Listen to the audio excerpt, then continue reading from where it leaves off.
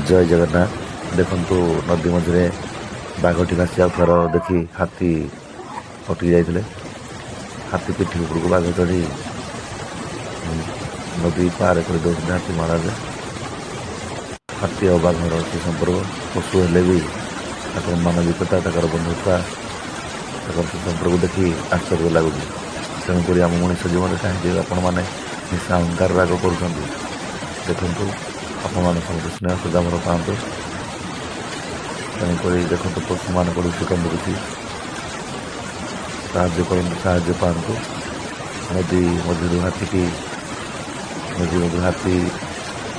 ହାତୀ ପିଠି ଉପରେ ବାଘ ବସି ପାର ହେଉଛି। ଦେଖନ୍ତୁ, ଜୟ ଜଗନ୍ନାଥ। ଲାଇକ୍, ସେୟାର, କମେଣ୍ଟ କରନ୍ତୁ। କେମିତି ଲାଗୁଛି ଆପଣମାନଙ୍କୁ କୁହନ୍ତୁ। ଜୟ ଜଗନ୍ନାଥ।